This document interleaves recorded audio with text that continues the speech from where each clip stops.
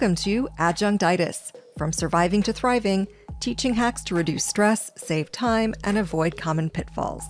I'm April Brown, an assistant professor of journalism at Cal State LA. Once again, in this episode, I am fortunate to have a little help from a friend, Anjali Anderfuren from the University of Michigan. She was one of those people I met when I started teaching full-time and was kind enough to help me through some of those very tough spots. If you're new to teaching, you may not have run into this particular scenario yet, but if you've been teaching for any length of time, I'm willing to bet you have. Welcome to episode 14, Different Learning Styles. You, for example, might be a visual learner, where I like to learn with a hands-on approach. Different people have different ways of assimilating information, and the degree to which students need them can also vary. Every semester, I get notices that I need to make accommodations for students from our Office of Disability Services. These are things that we're required to do to make sure that our class is going to be a fair, equitable learning environment for every student. Now, a brief story that falls along these lines. For my first year of teaching, I did my grading in terms of percentages, written out in a little table. 10% for attendance, 20% for classwork, 40% for projects. You get the idea. But one day in my How to Be a Better Teacher course, they made a suggestion that really had never occurred to me. Instead of just creating that table, why not also add a pie chart with the same information? And this is where I was first introduced to the concept of giving teaching materials in different ways. And this is exactly the place we're going to start with my conversation with Anjali Anderfuren today. And I'm just thinking back to when I started teaching, it was hard enough to think of ways that were interesting to me to deliver this material that I think students might like.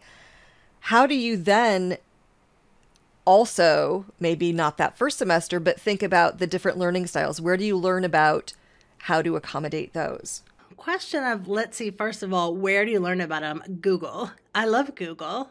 I've got a shirt that my husband got me somewhere that says IDK, Google it, because I was tired of telling students at one point to Google it. Like, they didn't believe me that they really could find what they were looking for out there, particularly Google Scholar. There's so much research done on the art of education, and then sub-levels, actually your area that you're teaching in. There's a lot of wonderful research out there. So that's a good place. Also, talking to people, also like just going even to whatever your university calls special student services or students with disabilities, whatever the department name is, they have literature you can also probably write on their website to where you don't even have to talk to someone. You could look at it at midnight if you wanted. When you have like one day to plan your class, when you are suddenly hired last minute or something, as many adjuncts actually are, sadly, to fill some hole that fell through. But there's a lot of material out there, but I like to just think common sense style versus anything like, okay, first recognize like, well, how do I best learn? And then think, well, what are the other ways other people could learn? Okay, well, I know I like to see stuff, but what about those people that like to hear stuff? Like, what else can I add in? Because that's also enriching everybody's learning, right? So you may not even know which way you're the best learner, or you may think, oh, I need infographics for everything. I know that's how I do best if I see like a visual plus text or something. Or you like really colorful stuff. That's awesome. But you can bring in those other things too. And it's going to enrich everybody's learning, but it's going to make sure everybody's covered on at least one of those platforms. So I just like to go common sense more than anything else. Like, what are all the ways you could learn about material, listening, watching, actually reading, and then the different ways that material can be consumed, right? So infographics or memes. I love memes. Anything that's got humor in it is good, even if it doesn't come off necessarily as funny to people. It still is a good way to go in and look for the material. I guess that's the secret there, is just look for articles that support different entry points to that material. And maybe you don't use any of the things in the articles, but they can inspire you to come up with something that works for your class. If you get those learning objectives, great. If not, create your own and then take it from there. What are the best ways that I can teach someone to do X, Y, and Z? And then, okay, what are the best ways I would learn X, Y, and Z? And then I like to think of, okay, somebody who's not me, who learns a different way. Like I'm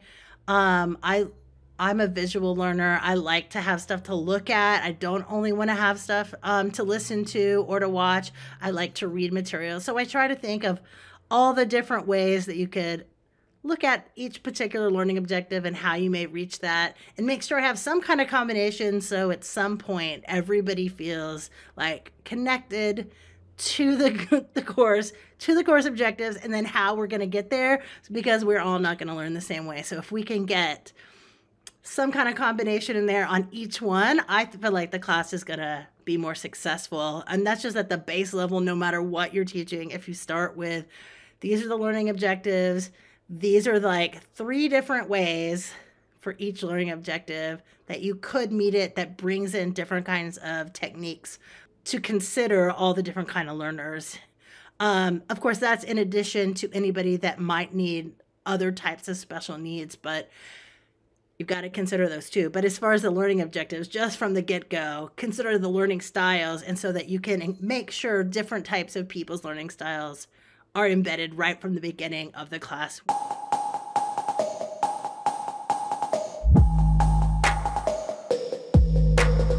Once again, I'd like to thank Anjali Anderfuren for helping us out with this podcast. If you're interested in learning more about different learning styles and the types of student accommodations, we've got information on our website, adjunctitis.com, under episode 14, Teaching Tools. If you have questions or issues you'd like me to address, please send them to questions@adjunctitis.com. Join our conversation on social. Right now we're at Adjunctitis on Threads, TikTok, Instagram, and YouTube. We are also on Facebook at facebook.com/adjunctitis. You can also use the hashtag Adjunctitis so we can form a community where questions can be asked and answered. If you enjoyed our podcast, please consider leaving a review and a rating. Those can help other people find us too. Please spread the word and help those who ask you for help. It's good teaching karma. Adjunctitis is a Look at It This Way production. I'm April Brown. Thank you for listening. Class dismissed.